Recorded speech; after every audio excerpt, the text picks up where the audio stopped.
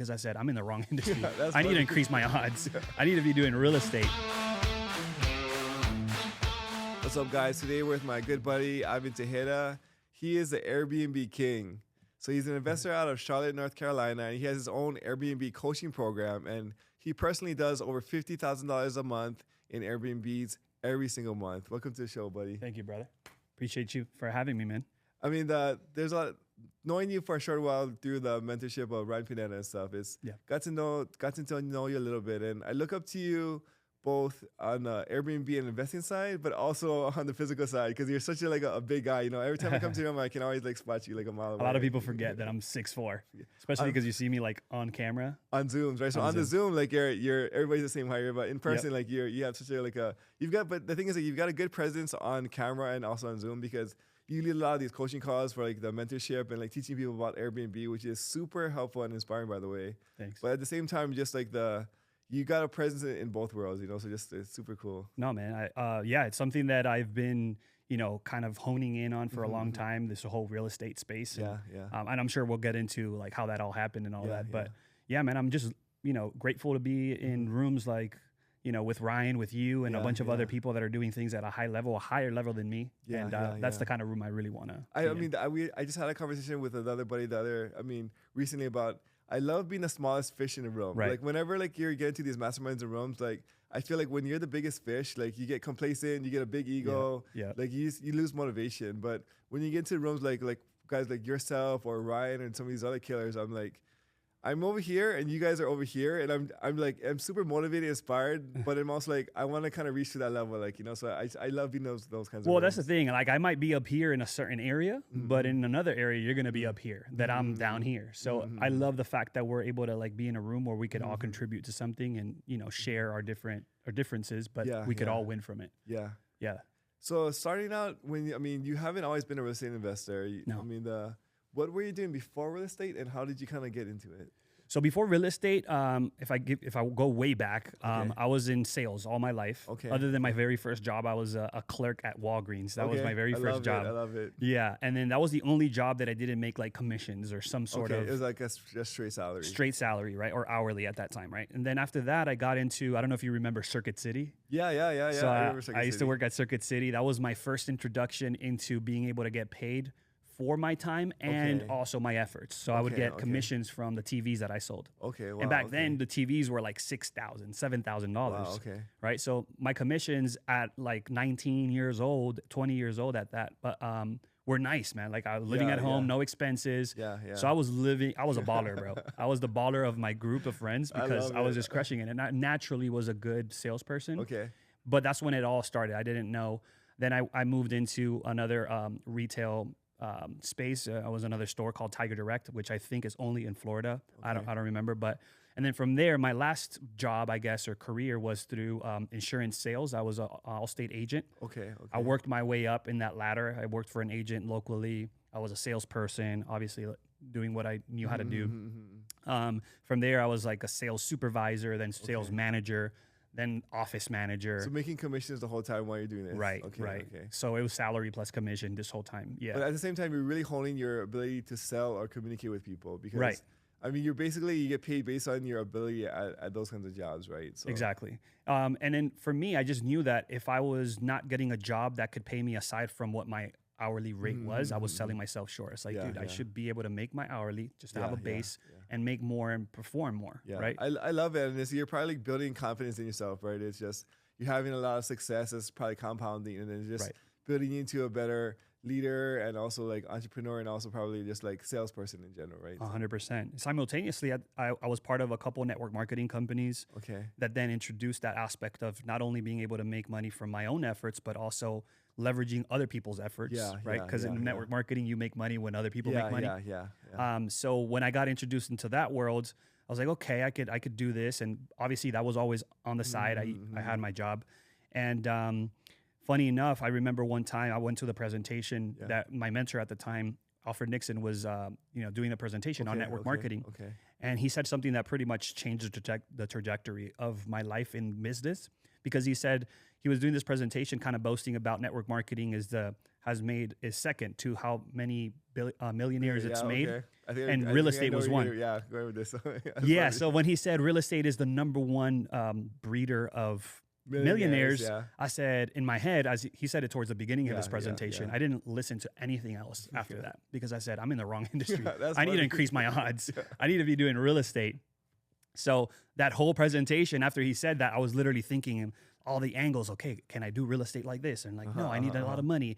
And that's when that journey kind of began of me figuring out a way to get into real estate. That was the spark that kind of started the whole domino. Yeah, exactly. And to this day, I tell him like, dude, you don't even know what you stirred up. Like, I'm technically here because of what you said that day. Funny. You know. So funny. And sure enough, that's when. And I don't know stop me if I'm getting ahead of myself, but I was gonna get into the story where it's like, okay, how I found out about rental arbitrage, which is what I did. Yeah, please. Like, so I mean, so.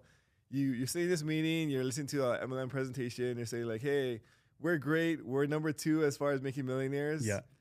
We're just below the number 1, which is real estate, right? And you're like, why am I number 2? Why don't I go for number 1? So real estate investing is on your radar. Are you like, what was the next step? Are you reading? Are you like trying to network? Great question. So at the end of the day, I always, and I feel like everybody at some point is like, I want to do real estate, but it's such a far off goal. It's like, you need to amass a certain amount of wealth. Before you go into it. This is such a good point, I think, because when I first started, I knew absolutely nothing about real estate. And like, I thought like only real estate was for other people. Right. And like for me working at like a W-2, like in Hawaii, I was like, hey, I'll never afford a house. Like it's impossible to buy a house. And just like, it seems so far, like the gap of like what, cause I knew like absolutely nothing.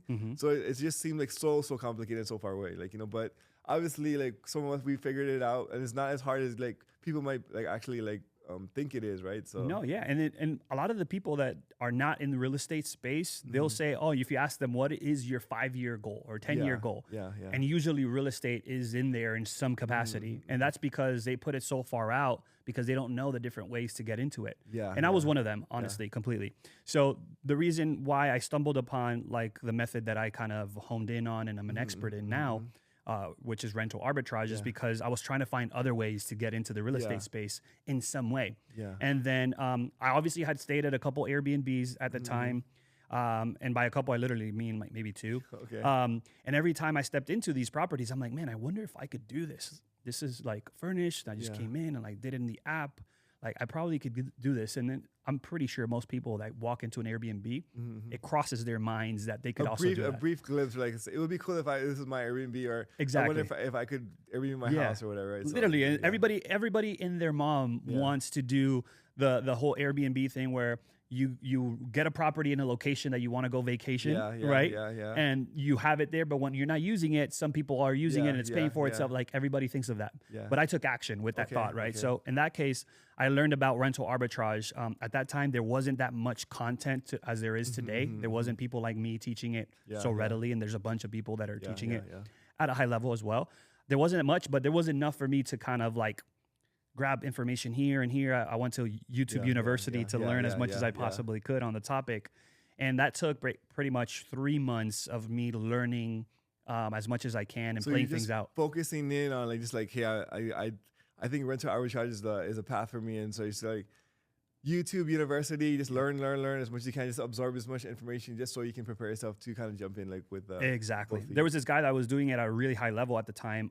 His name is Sean Rakic, and he was doing it really like how I wanted to do it. And basically what that was is getting into apartment communities.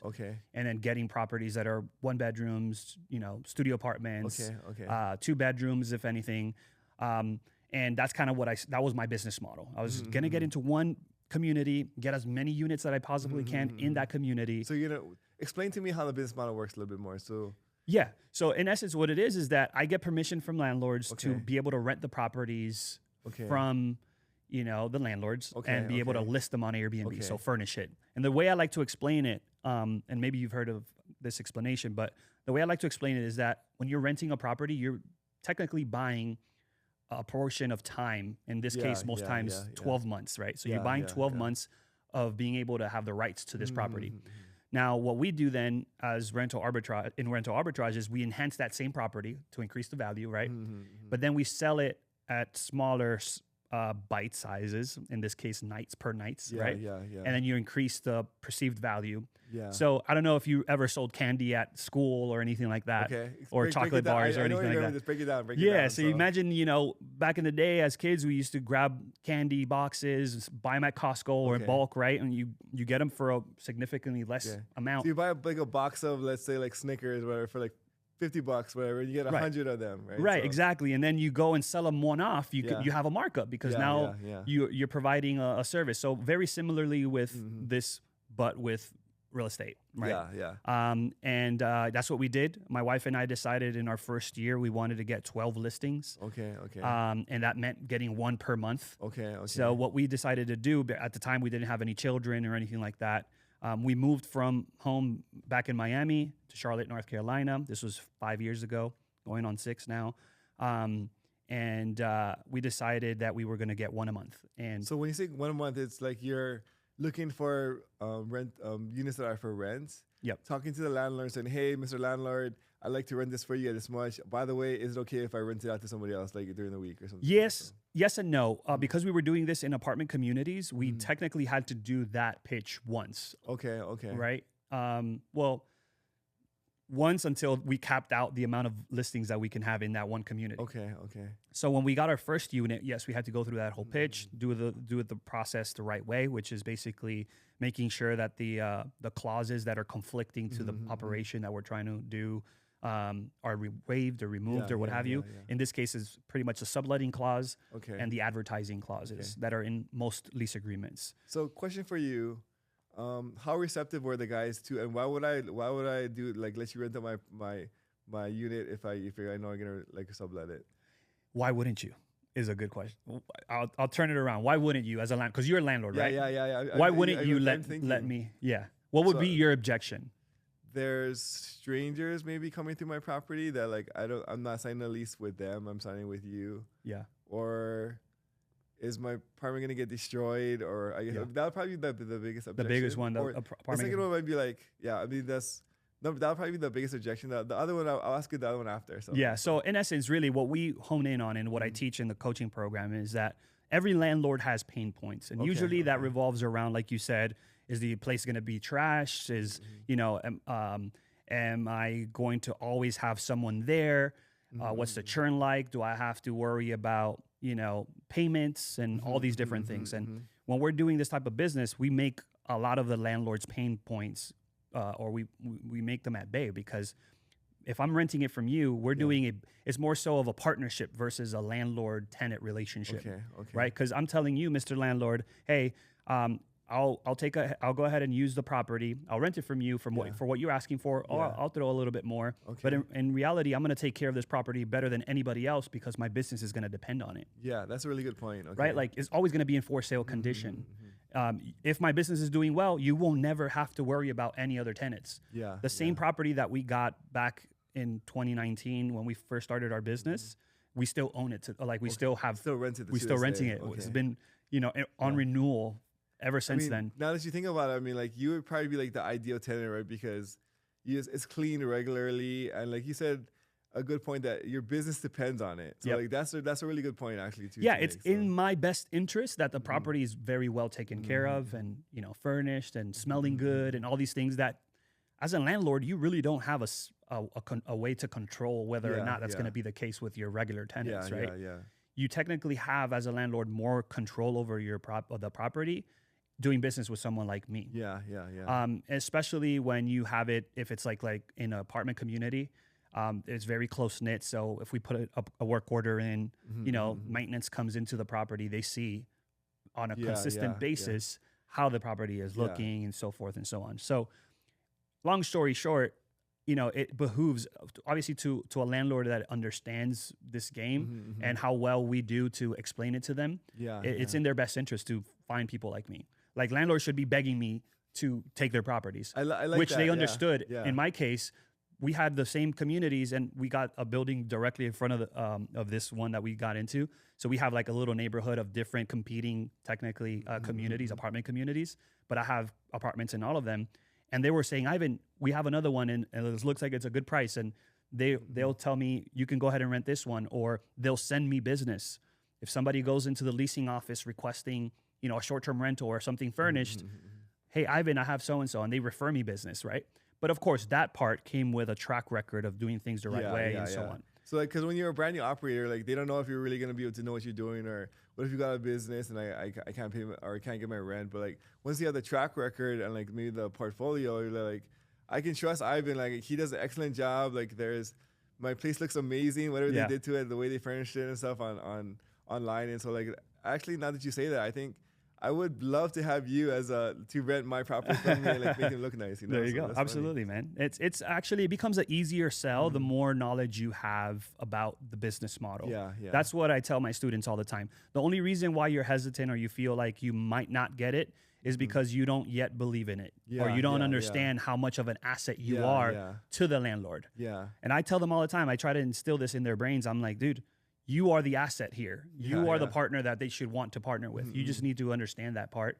And then you also have a different demeanor when you walk into a room, right? It's like I tell them all the time. It's like, imagine if a girl is getting hit on by a guy that's timid and he doesn't feel sure of himself. He doesn't know what his worth is. They're going to be like, okay, weirdo, like chill.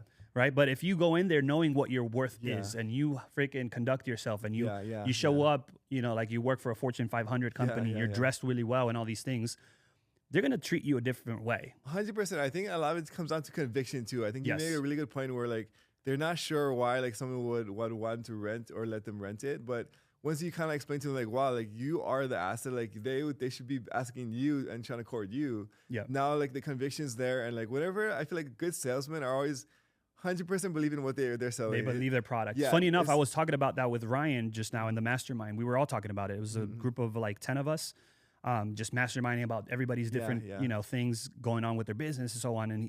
And that's something that he mentioned too, is like, if you don't believe in it, you're not going to be able to sell it. Right? Like if you don't believe in this mic and you're selling this mic, you're gonna be like, hey, there's other products out there too. You know, it's like, no, this is the one. It comes across as like it's subtle with all these little micro kind of expressions or things where like you don't realize it, but like when you believe, you're stoked about it. You want like you want this person to like understanding or see like how you can see like the value that's gonna get to their life. But when you're like, I might feel like I'm ripping this person off, or like they may not like it, then it's going to come across way different, or it's going to be harder for you to kind of fake it, right? Yeah, 100%. And that's another thing that I tell them all the time is like, especially when you're first starting, you don't have a portfolio, you don't have the same amount of properties that Ivan has, you don't have any of that experience, but you have the knowledge, but you need to kind of fake it till you make it in that sense, because they won't know that, you know? They don't know that you don't have all these different things. But if you have the knowledge and you know what to say, what not to say, how to make them feel. And another pointer that I learned early on in my sales career, actually at Circuit City, I kept realizing that everybody who came to buy a TV that didn't know about technology, they would bring their friend that did. Okay. So they're always that friend that knew about like, TV that they trust. If my friend says it's okay, we're okay, basically. Literally. If he says it's okay, we'll buy that. That's so I kept noticing that trend. And then I'm like, with time, I kept realizing that if I ever want to sell something, I need to become that friend, that's trusted friend. That's so good. Yeah. That I could then, you know, advise them and be honest about it. You know? Need two things, right? You need to have the trust that they can trust you as a person, so that you're their friend, but also the credibility that you know what you're talking about. So if you get the trust and the credibility, that's a done deal sale. And the credibility also comes from pointing out the negative side of things. Because if you start saying all of the things that are right and all the things that are the upside and all of that, it sounds too good to be true. That's such a good point, because even like when people are selling me, whenever they tell me like all the things that can go wrong, I just trust them like way more, because I'm like, they're like, okay, they know what they're talking about. It's like if they tell me like, yeah, nothing will ever go wrong. It's like there's no downsides. It's all upsides. Like it's just by default, I just like, I'm not sure whether to trust them. Like, you know, it sounds too scammy, too pitchy, and all of that. And it's important to say all of the things. Just like, for instance, in this scenario, when we're trying to get a landlord to let us rent their property, you know, in the case of an apartment community, for instance, we tell them, hey, you're right. I can't guarantee you that any of our tenants are going to, you know, trash the place or act like they shouldn't, you know, or disturb the neighbors. Just like you can't guarantee me that the neighbors surrounding the property that I'm renting from you are not going to disturb my clients, right? So it's a thing. However, what I can guarantee you is how we're going to act if that does happen. I love that. Right? So I put that perspective and that reality behind it. Things are in your control, and like maybe the objection they might have, but how you would solve it if it actually came up, right? Yep. And that builds the trust initially. And then when you actually do get the lease and you lock it in and all these different things, when something does come up, you need to follow through on what you told them. And then depending upon how you follow through, especially that first or second or third time, will determine whether or not you're going to continue to be, get that renewal or get more properties or so on and so forth. But because we had such a high track record of having a zero tolerance for any type of disturbance and all these different things, they were like, here. Not only to get more properties, but also like business. Yep. I love it. So kind of like break down like this business model a little bit. Like, what are you renting it for, and like what do you rent like from the landlord, and what's the nightly cost? Like what? Absolutely. So in essence, in Charlotte, every market's gonna be different. But let's say in Charlotte, I personally don't go. My niche is more so smaller properties, one bedrooms. Why is that? Studio apartments, because I want to cater more towards that steady income, which is working travelers, travel nurses. That dependable, that is not so seasonal. The median kind of like right. If I go to vacation rentals, there's going to be high seasons that are high, and there's going to be really low seasons that are really low, like stagnant, vacant all the time. So I kind of wanted that. I also wanted to be able to come to market really quickly without much capital. It's completely different to furnish a 1-bedroom, a studio apartment than it is a 3-4 bedroom house. That's true. That's very true. Right. So I kind of wanted to do that at scale, and I wanted to do it more volume. In my case, once I do the numbers and all of that, I don't really get a property unless I know I'm going to net at least $1,000 per door. Right. And we're sitting anywhere between, 12 to 14. Okay. So like, what are you renting it for, and what's the nightly look like on the back end? So on average, if we were to, average it out, we're doing about $2,500 per door to rent it as rent. So you're renting from the landlord at $2,500. No, we're renting it for like $1,300. Okay, right. But in revenue, we'll do about $25. Okay. Right. It's like nightly, like $200 a night or something, or $150. Yeah, something like that, like $150 if you average it out, $120. I don't know. Somebody do the math and correct us. But yeah, so my goal, I don't really necessarily break it down to the night. I know that my cost per night is usually around $45. Right. That's including everything, cleaning and all of that once you average it out. But yeah, on the weekends, we could rent it out usually at around $170 a night or so. Talking about a weekday, it's usually at around 87. 67 on the low end. And then 97 on the high. I mean, weekdays, because weekdays and weekends are completely different. So they sound like very affordable. Like it's not luxury. It's like, hey, like median income. Like the guys are coming to like these are really nice locations. But then again, you're comparing it probably to Hawaii or Hawaii's stupid prices for freaking Vegas, California. But no, these are really nice locations. It's an area called South Park, which in front of our buildings, there's this mall that has all of the high-end brands, Louis Vuitton, YSL, so it's still in a really, really nice area. But yes, there's, as you say, like Uptown, which is our downtown. There's way more expensive properties, but in essence, it's like, I would say higher mid-tier. Yeah. Because it also probably matters of like, you don't want to go too low where your quality of tenants is probably going to go down. 100%. It could also be a headache, right? But like, if you go too high, that's more seasonal, and then at the same time, I feel like the higher end tenants also be more picky too. So there's like give and take on both sides. You're kind of like in the sweet spot in the middle. Exactly. To sum it up, dude, the tenant or the guests that I want to host are the ones that go to hotels, that go to like a Holiday Inn or one not super luxe like the M, the M or whatever. Not super luxe, but like right there that I can compete, because my competitor are not other Airbnb hosts. It's hotels. I don't consider Airbnb hosts my competitor. I see. And I'll explain why, because that's a question that I get a lot. Because the reality is that if I have a neighbor that has an Airbnb that competes with mine, if they get booked for that night, they no longer show up on Airbnb to get booked. Right. However, if somebody goes and books a unit in a hotel, they still have 200 plus rooms that they can sell.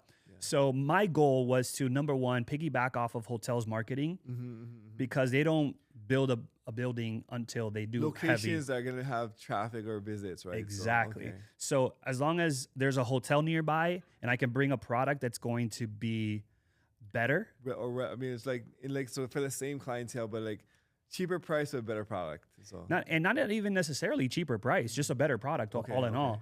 Because I might be in some cases more expensive in a hotel, but then again I have a superior product than a hotel. You get your own kitchen, you get your own entrance. You don't have to speak to anybody. You go in, it's like you're literally at home, right? So we try to bring that vibe, and then again, it's very close to what hotels offer nowadays. Whereas in a hotel, you maybe have the little bar area, your bed, your bathroom, and most people are comfortable. Imagine if you had that plus a kitchen, plus all of those amenities. No, I definitely see the appeal of Airbnbs. I mean, like whenever we travel, we like staying at Airbnbs too. Like the one exception is Vegas, because you want to stay on the strip, But right. We should look into some Airbnbs on the strip. I think there might be some too. There's hotels that offer Airbnbs. Oh, really? I gotta look into that. I've stayed in an Airbnb inside of a hotel. Oh, wow. Yeah. It's super interesting. So. So, okay, we're thinking, going back to your story. So you guys are like picking up these guys left and right. Is there any, it seems like it's easy. Like, is it that easy? You just, the first year you guys got 12. I mean, what's like how did the journey go from there? It's easy now, right? Because we've done it so much. It comes with the repetition, and because I teach it, Do you feel like as you're teaching it, you're getting better at it? 100%. So. Yeah. Anything that you can regurgitate or know, like the back of your hand, it's going to become natural to you. Along that point, I feel like whenever I want to learn something, I just pretend like I have to teach it to somebody, and it forces me to actually learn. That's a great strategy. Even when I'm in let's say a mentorship, I'm always thinking about how I'm going to come back and teach it to my team. And I literally am planning to, although most of the time I don't. Yeah. But I'm planning to this is so good. I can't wait to go back and share this with my team. But whenever I know that I'm going to be sharing with somebody else, as I absorb the information or the thing there, and I ask better questions because I know they're going to ask these questions as well too. So. No, that's a great way to, prepare for that. And I think that if you're able to teach something, you've then really consumed it. Because a lot of the times I remember back in school, dude, I'll learn something, but I was literally just memorizing it. After the test is done, I'm like, what did I just say? Or I have no idea. It's funny. I mean, even in college, I took, I think 4 years of Hawaiian language. Okay. I aced all the tests. After I literally know absolutely nothing. I know 3 words. It's pretty sad. I was just because there's no application, right? You observe it, and then just for the short term application, but then if you don't apply after that, then it kind of goes away. So, No, 100%. Because I'm constantly teaching it and I'm getting feedback from the students, it actually helps me as well. You're immersing yourself in the world of Airbnb arbitrage, right? Because you got a mentorship program, you're teaching it, you're doing it. There's just so many things that's going on where you're becoming the king because you're by default, I guess. Yeah. And then not only that, I'm getting perspective from different markets too. I'm only in Charlotte. I'm technically an expert of Charlotte. I don't necessarily dive into the market strategy for different markets. However, my other students, they'll chime in, they'll say how things are, and I'm absorbing all of that. I love the fact that we could all come together twice a week and kind of talk about a certain topic, and after that it's Q&A and just kind of talking about the whole topic as a whole. And then at the end of the day, there's things that will come up and strategies that are they're doing well and that I can implement. And of course, I'm all constantly giving them value. So it's the thing though about your mentorship is that it's not just the Airbnb arbitrage. You're just really good at Airbnb. Right. Because we have a few Airbnbs in our portfolio, but our guy actually he took your class, and every time he comes away from the class, he's like, oh, I learned this from Ivan. I'm gonna let's try this. I'm like, oh, dude, go for it. Our friend Josh. So, oh, that's awesome. I didn't even know. But so I'm just he's every time or not every time, but a lot of times he'll learn something. He's like, oh, let's try this. Oh, go for it, bro. He comes away excited. I guess the way you teach and imparting some of these things. So it's just not the arbitrage game, but also just being an excellent Airbnb host in general. Right. Because at the end of the day, I mean, arbitrage is just a way to acquire the properties. But once you have it, it's whether you own it, whether it's you're co-hosting it, whether you're doing arbitrage, it's all the same. The arbitrage term only comes to the acquisition of it, right? When you go out and buy the property, it's already bought and you have possession of it, you're going to operate it just the same, right? So 90% of the work seems like in the operation over the acquisition. Is that true? 100%. Because once you get it, as long as you do a good job, you're going to continue to renew your lease or what have you in the arbitrage side of things. And then I teach something that I call the pro host evolution, right? Okay. And it's there's 3 phases. Phase 1 is co-hosting.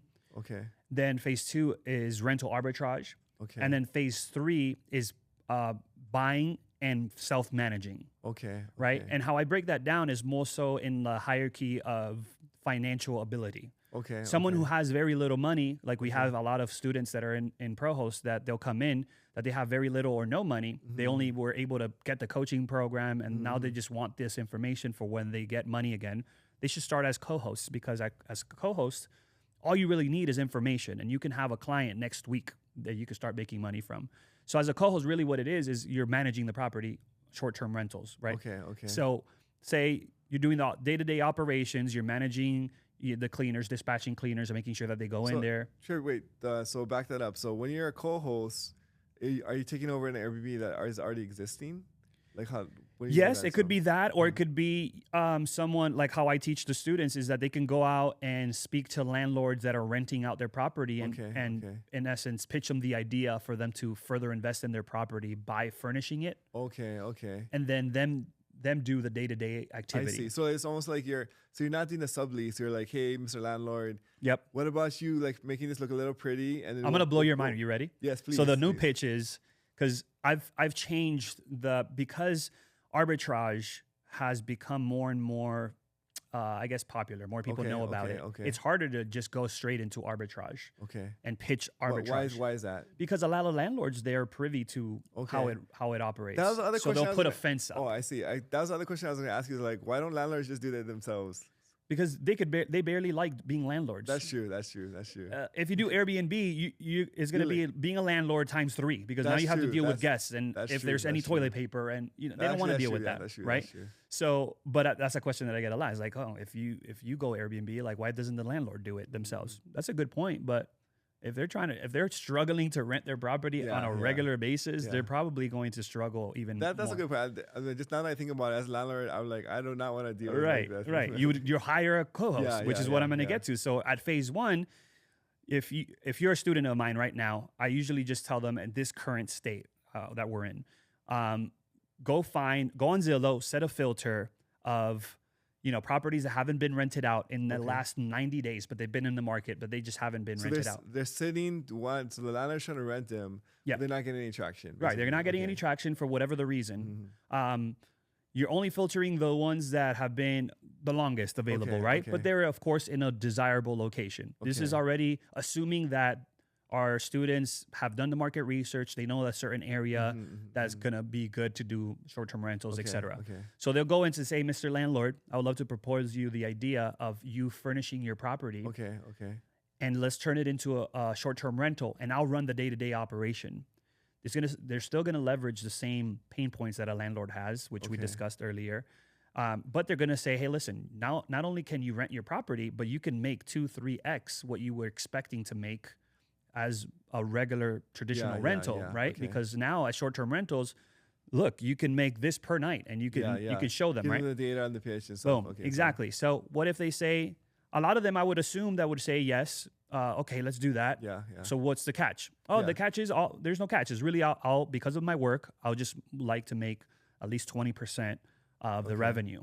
So if your property makes $5,000 a month in revenue, let's call it as a single family home. I would only really do this strategy if it's like a higher producing property. Then I'll make $1,000, right, for co-hosting.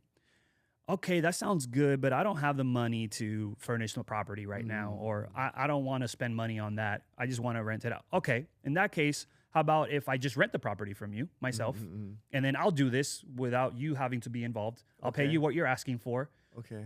Right? And you'll get payments every month, and I'll go out and do this. I already did the numbers. I know that it will perform well. You won't have to worry about me because I'm going to take care of the property. My business depends on it. It'll always be in for sale condition if you decide you wanted to sell it in the future. I like how you said for sale condition. That's a really good term. I love that. So basically, it's pristine. It's always going to be nice. It's always going to be taken care of. You won't have to worry about I see that you've been on the market for 90 days, 56 days, and you haven't been able to rent it. If my business is doing well, you're going to continually get renewed from me. Okay, that sounds a little better, but I'm not sure how I feel about that. Well, sir, with all due respect, or ma'am, I'm giving you the option to make more money, or I'm giving you the option of renting it out at what you're asking for. Yeah. Or you can go back into being listed and not being rented, right? So, coming out of pocket to pay for this thing.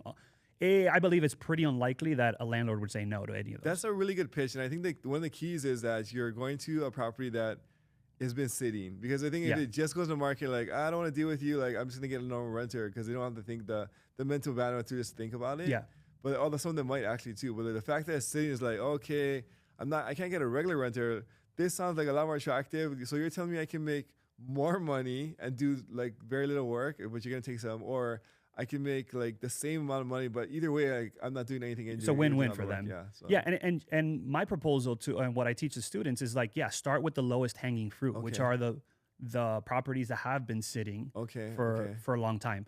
But it might be it might be that your market is so popping that there's nothing sitting, and that's okay too. You're still the asset. Yeah. The thing is cool though is like, it doesn't hurt to ask. Yeah, it's a volume play. Yeah, and I mean, like, the thing is, like, not every landlord is going to be like a good fit for you, or you're not going to be a good fit for every landlord. But like, it literally takes like 5 minutes to just hop on a phone call and it's like, hey, I'm interested.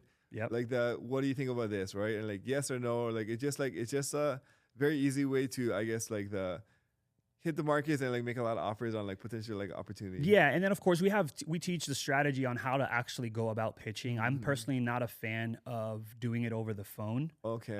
Simply because even though you could do more volume that way, I think the conversion rate increases drastically. I know. Yeah. Because there's still something about us being in front of each other. Yeah.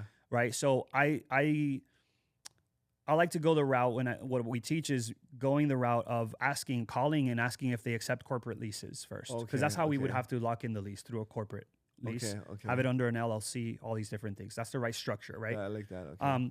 And then the actual pitching happens when you tour the property. Okay. So after they said yes, let's consider that it's a regular tenant, landlord, it's a single family home or whatever, and you go tour the property, whether with the realtor or the landlord themselves, whatever it is.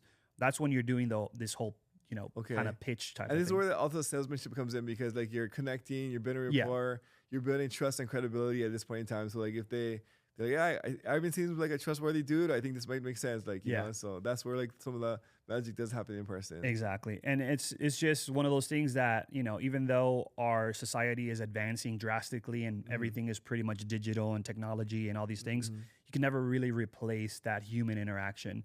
And being able to read someone. 100%. Actually, that's one of the reasons why we did the podcast in Vegas, because it would be easier to just do this over Zoom. Like, like just more convenient at your home, in your bathroom, your living room, whatever. But like, I love the person-to-person interaction. There's just something more organic and just, it's a different vibe and feel, like just doing things 100%. Like, I remember when I first thought about starting my podcast, I was going to do it like on Riverside and just Zoom in people with that are across the nation. Yeah.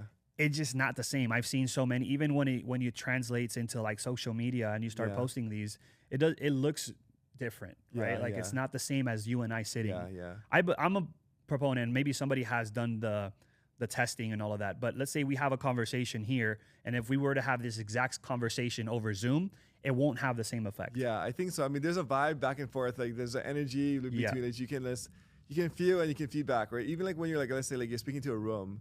If the energy in the room's like dead, or the crowd's not giving you anything, like you feel it and it's a lot harder. But if the 100%. Crowd's like cheering you on, or you're getting like a lot of good feedback, it kind of feeds off. There's like a symbiotic kind of relationship with it. Exactly. I seen I think I seen a podcast where there's two guys, and like they each were in separate like parts of the country, but they had like the setup where like they both had like that. So they faked. It was like a fake thing. So when you were looking at social media, it looks like they're sitting across from each other, because like the camera's like that. But then in actuality, they're actually like, oh wow, filming separate. That was super interesting. I was wondering how that worked. The only thing is, both sides have to have like a good camera setup, right? So yes, that's another big thing that which you don't have much control over. Yeah. I've known of people, I think, that they'll mail their guests the equipment, and I guess maybe run them through. Guarantee that it has like the good microphone quality. Microphone, the camera, whatever. Hey, set this up, and they'll give them, I guess, a tutorial on how to set it up, or their team is, which is a great idea too. But still, nothing beats in person. Nothing beats in person. Yeah, for sure. So awesome. There's so much that you kind of like giving away like free game right now. I'm still like kind of processing it. Like So like so the first strategy is co-hosting. Yes. But you're kind of pitching into like the arbitrage. Yep. But like they're both like really like good options for any landlord. Yeah. What is the third way? So, and by the way, phase 1 and 2 of the pro-host evolution is really what my program focuses on and teaches on. It's really for entry-level investors or people who want to get into real estate investing. Okay. Because you're not really an investor technically. You haven't earned your stripes as a real estate investor if you have Airbnbs that you co-host or arbitrage. They're not your properties. Okay. And even though the majority of my portfolio is arbitrage, I fall under that. I'm not an investor because I have rental arbitrage properties. I just manage a business that happens to be in there. That is true, but I also feel like you're like in the game, and like it's almost like by proximity. Yeah, you're in the real estate game, right? So like it's like a wholesaler. A wholesaler isn't a real estate investor. They just run a business that's it's a marketing sales business. I mean, so I consider a wholesaler a real estate investor. I see what you're saying though. Like, I know you get me. Like you never own the property. Yeah, a real estate investor is investing into the actual asset itself. I see what you're saying. Yeah, that's my point of view, and I don't think that many people would disagree with that. But at the end of the day, the goal is to get to that real estate investor, which is where phase 3 comes along. Okay. And this is where I'm at currently, right? And that's why I love my coaching program, because I've gone through the phases myself. Therefore, I can teach it.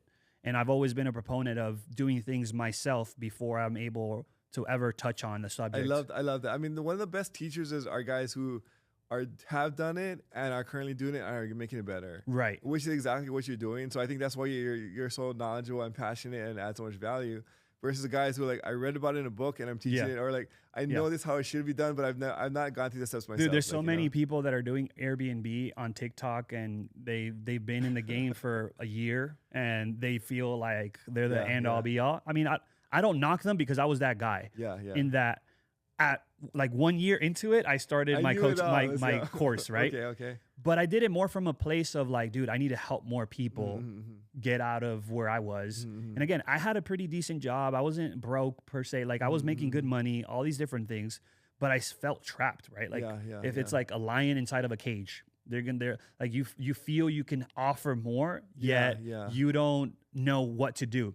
When I found out this vehicle that can allow an entrepreneur that's stuck in that 9-to-5 rat race, or that is has the golden handcuffs, like they call it, and I found this vehicle that they can come out of that, I just wanted to share it with the whole world, right? So that's where the coaching and the course came about. This strategy, now that I'm thinking about it, is like the easiest way to go from 9 to 5 to full-time investor, because in real estate specifically. Yeah, in real estate, because I mean, like wholesaling, there's like this marketing machine, there's like a lot of things like to get started flipping, same thing. But then like it's such an easy transition. It's like just call some landlords. I can co-host, basically have a part-time job on the side. I'm kind of like getting my introduction to real estate, making money. And then like there's very little risk on your part, right? I mean, there is some risk, but like very little. Very little. And then it's also better than wholesaling in that once you get a property and you furnish it, you're at least 12 months with that. Residual when you wholesale, income, right? When you wholesale a property, once you sell it, that's it. You got to go find more. Right. So it's definitely more sustainable. I would say, the cash conversion rate is, the margins are really good if you're arbitraging. But that leads us into phase 3 of the pro-host evolution, which is where I'm personally at now, which is now becoming going from a business owner operating a short-term rental business to actual real estate investor still operating a short-term rental business. And what we're doing now is going out and buying what I thought I needed to do and save up for, is like what was in my vision board and stuff. What I thought I couldn't do until I saved up thousands upon thousands of dollars. Now, because we're cash flowing with a short-term rental business with arbitrage and all these different things, I can deploy that into actually buying properties, taking advantage of the depreciation, appreciation, having these assets that I can eventually hand off to my kids and all these different things, and really becoming a real estate investor. So for me personally, I gravitate a lot towards the creative financing stuff. I've leaned a lot into like Pace Morby and all these people that are doing creative financing at a high level. However, I'm not opposed to just traditionally buying them either. So now that's where we're moving into. I have, out of my portfolio, I have two properties that we own. Congrats, bro. Thank you, man. So exciting. Yeah. So that last one that I just told you about that we just got, it was a property that we got a seller finance. Actually, it was someone from the community, from my pro host, one of the students. She's no longer in. She kind of like graduated out of it type of thing. She's doing bigger things. But she sold me this property. Seller financed it to me. 0% interest, 7-year balloon, 10% down payment. You know, really nice deal, right? Yeah. In a really good location where I'm doing business in Charlotte, North Carolina. So it's in my backyard where I have all of my team, all of my resources and all of that. And then I find out, which this happened like 3 days ago from the time of this recording. Okay. And then I find out like the very next day that I can build an ADU behind it. Oh, wow. Because I know a few people that are close in the community that are doing ADUs and they just keep preaching about it. I'm like, let me see if by any chance I could do this thing and build another property in the back. And so, and lo and behold, they told me that I could. I'm like, dude, this became an even better deal. What is it going to cost to build an ADU, you think? I don't even know. Yeah. This literally happened like 2 days ago. And it doesn't even count. I haven't been able to do much research because we've been at the conference and all of that. But I just got super excited. I remember we were at the conference. We were watching one of the speakers, and I just got the email. I was doing things on my iPad, and my wife was next to me, and I'm like, read the email. And she's like, oh, no way. So we both got excited about it. And that's what now is like exciting, right? Now we're starting to build these assets or buy these assets, and we can call ourselves actual real estate investors. It's snowballing. It's like you're snowballing your skill set, your portfolio, your cash flow, all these different things. But it's turning into like a bigger and bigger investor. And so like you're rising through the ranks through like real estate investing, through like arbitrage or Airbnbs, right? Yeah. So and for me, if from the outside, now that I'm in around these like big players that they're flipping freaking 150 properties a year and you know, we're in a community where people are doing it at a high scale. Yeah. I feel like I'm just not doing it fast enough. Mm-hmm. And I remember having to kind of like check myself and say, dude, you're just doing it at your pace. Everybody feels especially in a community like ours, it's very easy to feel like you're not doing enough because you're around people that are doing it like crazy. And what I had to think about is like, hey, not everybody has a coaching program. Not everybody has 2 kids that you spend your time. Not everybody has a wife. Not everybody, you know what I'm saying? Like everybody's circumstance is completely different. So that comparison is something that I personally, like, it will kind of creep in on me and be like, I should be doing so much more. How is it that my students are doing so much more? Which, by the way, is it's the biggest compliment for me when one of my students just takes it and freaking does 5x what I'm doing and then some.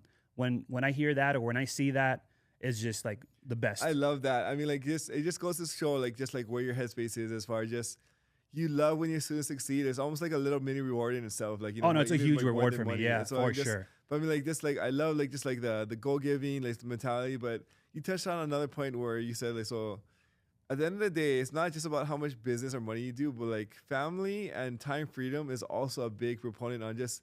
I think like when people say like real estate investors, we're like, they just love money, like, you know, but in actuality, like a guy like yourself is like, you're an amazing husband and father. And like, you really prioritize like your family. I think you just, a few years ago, like you retired your wife, right? Yeah. So, that was after the day that I gave my life to Christ and the day I married my wife. Wow.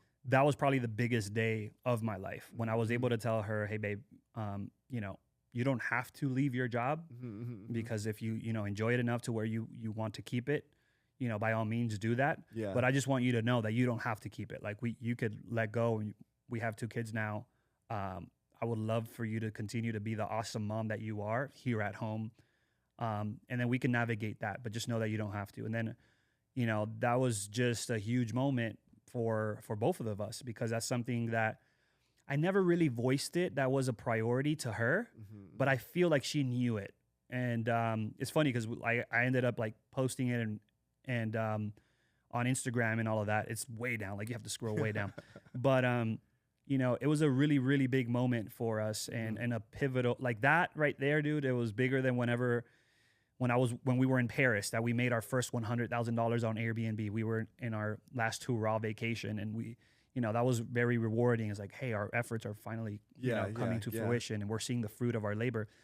like there's nothing else that compares to being able to give that freedom. Because a lot of people, when they say they love money, they don't love money. They love what money can buy them. Yeah. And for me, what it bought me was the fact that I can have my wife, you know, with me whenever I get back home, and being there with my kids, especially in the world that we live in, where you can't really trust the educational system out there, and you have to have more of a hands-on approach to raising children and all these things. So does your wife, does she homeschool your guys' kids? So they're just 1, 2, and 3. Okay, so we're not there yet, but yes, we will be homeschooling them 100%, at least for now, unless something really miraculous happens here very soon. I see a lot of, I feel like entrepreneurs who like just are taking advantage into their own hands and actually have their children homeschooled like that.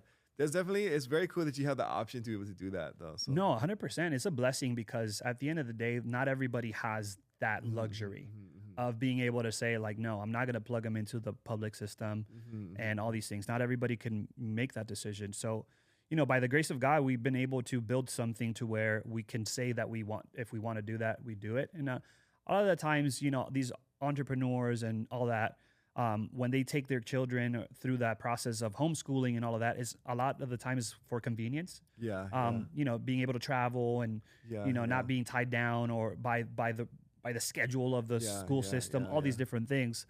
But the added benefit, or I think the priority in our case, is really what they're learning. Like just really like defining their worldview and who they are as people. I think they said like from 5 to 12 is really where like you kind of like set like what they believe about the world. And so like if you can have a big hand in shaping that to how it should be, like that's gonna really set them up for like the rest of their lives. 100%. Yeah, I mean, we see that in so many people that they have mom and dad at home and all that you know they usually turn out to be pretty decent people, right?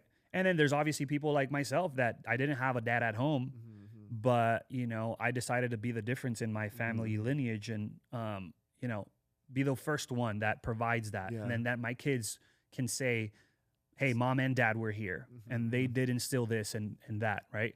And I think that you know, when we're able to do that, we should take full advantage of being able to do that. So what was like, give us the story, like what was your wife's expression, or how did it go down as far as like when you like gave her the news? There was obviously like excitement, and like, you know, she teared up, or she, you know, started crying, and I just basically told her, listen, we've been doing pretty good. You know, the business has been very fruitful.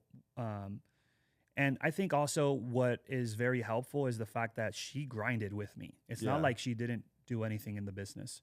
Like in the beginning, she was the one cleaning the toilets. What was her like 9-to-5 job, or what was she doing as far as work at that point in time? At that point, she was working with a company that was in charge of selling the food basically to the poultry system, like chicken and all that, like massive company that all they did was basically sell the feeds and all that stuff, right? And that's a job that she got after we had 3 units or something like that. We got our first 3 units. I was working at Allstate at the time. She was doing all of the work of communicating with guests and cleaning toilets and washing the laundry loads. So she's working a full-time job and also... No. So when we moved into Charlotte, I had a 9-to-5. Okay.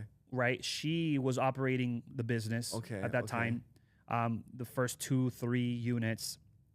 And she was operating all of the day-to-day activity while I was in my 9-to-5. Okay. Right?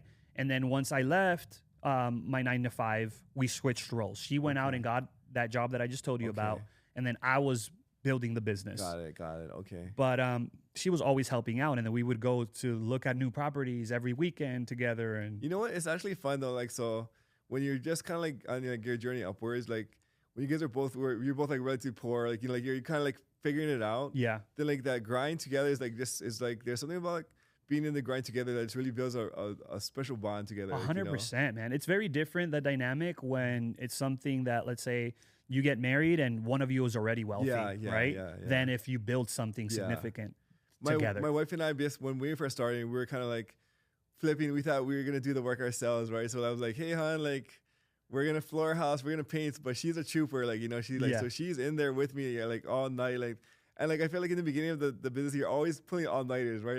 It's like countless all-nighters, but it's like at the time, it was like, it's so exhausting. It was so like, I mean, after the project is finished, it's rewarding. But I think during the times we have some fights, like, you know, like high stress, like that. Yeah.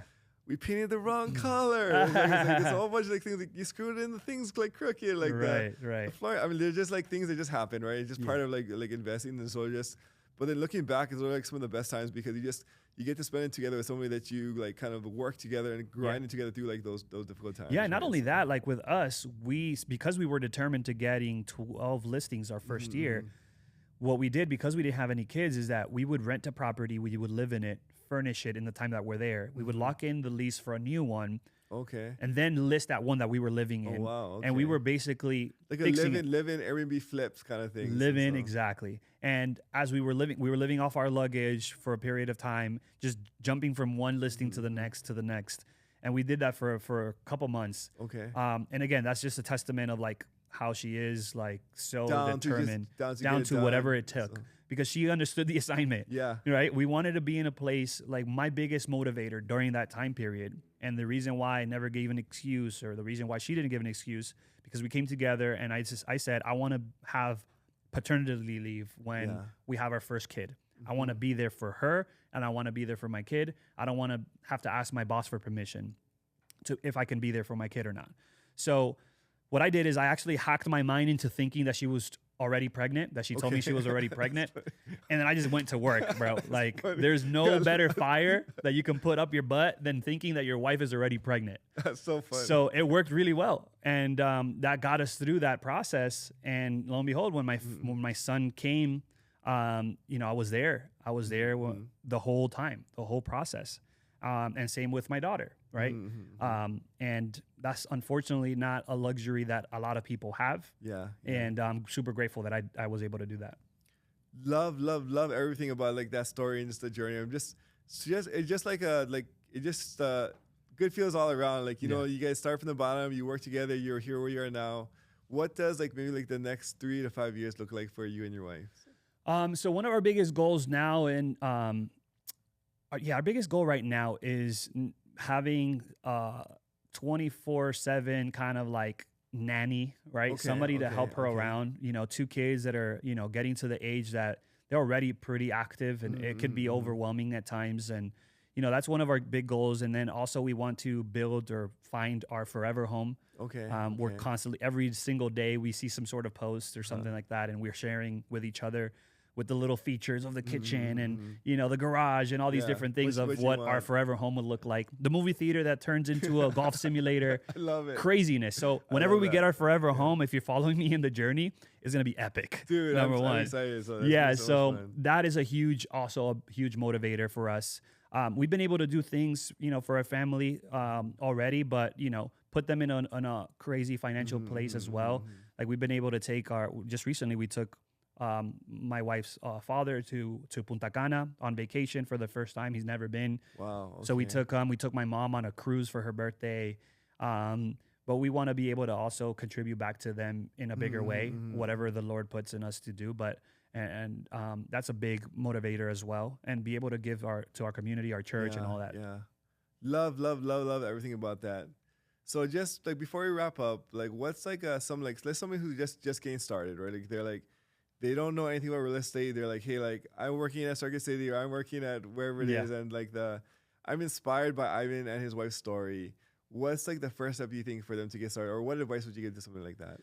Somebody like that, first they need to get information, right? Okay. Information by whatever means, whether that's scavenging the internet, YouTube, going to YouTube University, whatever it is. You need to get information, build a skill, be able to differentiate yourself from others in the marketplace, right? And in this case, a lot of the times, one of the biggest hacks is, mentorship programs or coaching programs like the one we have, the ones that we're in.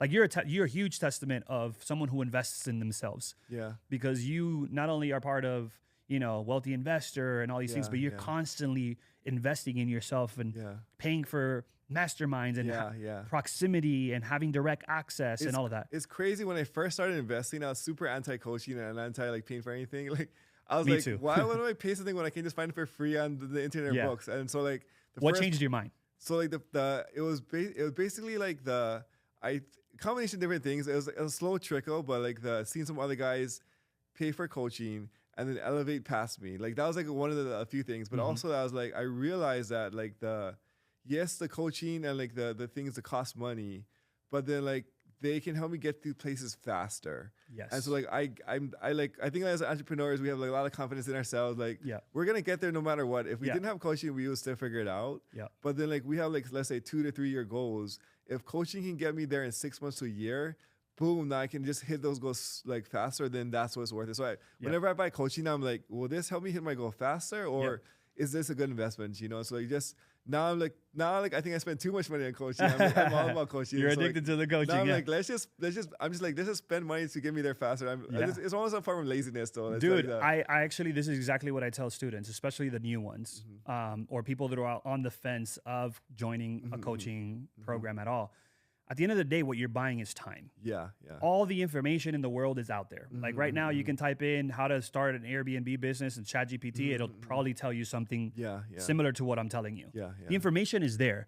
What you're paying for is, number one, the experience that you haven't gone through yourself, right? Because you're going to basically leverage someone else's experience, their failures and all of that. The accountability, right? Having someone there that can say, hey, why haven't you gotten your first property? You've been in the program for 3 months. What's going on? And then, of course, the time, right? The information condensed, packaged in a way that's easy to consume. Like, for instance, I prioritize being able to give our students the content that they need, the information that they need in chronological order as they need it. That's so powerful. I think... So Pineda actually talked about this. He said like there's 3 levels of coaching or 3 levels of learning. So the first level is just information. Like I sign up for a course, I can like watch a course and I can just learn. I can learn from a book or from YouTube University. It's just a one-way transaction for me to learn. The second level is like consulting, where I'm talking to somebody like yourself. I'm like, hey, not only am I getting information, but here's my situation.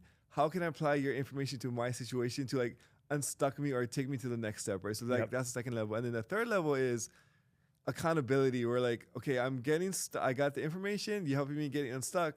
How can I daily or weekly continue to on this path, and someone to hold me accountable so I'm constantly making progress forward? And I think a good coaching program will have all 3 components of that, right? 100%. I couldn't agree more. That's perfectly said. I mean, our mentor said it. I mean, credit to Ryan Pineda. Like this. I mean, just like, I figure just like it's insightful to see like how, like, because when people say coaching, there's so many different types of coaches or programs, but there's ones that really stick out where it really works, and others that for some reason like it doesn't. And also it also depends on the person, because if you buy coaching but you don't apply it or take advantage of it, like there's a lot of guys I know who will buy a coaching program and then they never show up to any calls, or they don't even watch the modules. They just expect it to magically like work, but you do have to still put in the work to make it like that. And I would also add the fact that who you're getting coaching from, you need to be able to resonate with them at some capacity as well. Like who you're learning from is super important as well. And how many different connecting points there are. So I was actually on a sales call not too long ago, and it was, someone who was super interested in our coaching program and all these different things. And they asked me a question, which is pretty common, which is like, why you and not all of these other gurus? And it's a valid question, right? And I answered because there's only one of me, right? Like you might resonate with me for my values, my faith, my because I like golf, because I don't know, whatever the reason is. And I think that someone who's trying to find a coach, a mentor, or something like that, they need to resonate with them on a higher level. Beyond what the information it is that they have. Just the tactics, right? Right. Because, you might find someone like, freaking Grant Cardone, right? Let's use him as an example that everybody knows. Like, you have a Grant Cardone that is out there crushing it, and, he obviously knows a lot about real estate. You want to learn everything that he knows, but let's say, what if he wasn't living the life that he does live? He has an amazing family and all of these things, but let's say that he wasn't, that he didn't care about his family, that he was cheating on his wife and all these different things, right? Like, you could still get that information, but is that the life that you want to live? Like, you have to see the whole scope of the thing, in my personal opinion. I 100% agree in that case, which is one of the reasons why I gravitated so heavily towards Ryan Pineda, because same age, with faith, it's the same. We value our family. We value our, the people we're around. We have a passion for teaching and helping other people and all these different things. And that's really how you pick a mentor. It's kind of cool now that you mentioned it, because like you, as a mentor or coach or a guru, you kind of attract your tribe or people who like you. And so like, I think it's like Pineda really attracts guys like yourself and myself, where like we kind of see the vibe the same way, where we have the same core beliefs and values, and so like the community that he's built is really a reflection of him, right? So 100%. It's kind of yeah. cool, When you go into one of the conferences, you have 1,000 people there, and it's like, how many of you, are Christian? Like more than half of the room will lift up their hands because he's a Christian. How many of you love real estate? Obviously, everybody's lifting up their hands, even though it's technically a real estate, entrepreneurship, and social media conference, right? They could be all three of those things, right? So a lot of those similarities are gonna, you attract what you are at the end of the day. That's so good, so good. Well, thank you for your time, man. Today it was super fire, like just like the tips and my pleasure, all the value you add to the world in general, But if people want to reach out or find out more about you, where can they do so? So it's just my IG. Instagram is where I'm mostly at. Ivan Tejeda. It's my name. I'm launching very soon. We're just in the middle of recording my brand new podcast as well, which my wife would be featured in a lot of those. Amazing. It's going to be called Love and Cash Flow, which I'm excited about. It's going to be all about navigating, love, family life balance with the business life and all these different things. We'll have really cool guests on there. Hopefully some of the ones that Love it, yeah. So I'm super excited about that journey as well and our podcast journey. And that's pretty much it for now. Awesome, man. Well, thanks for coming on. I appreciate you. Thank you, bro.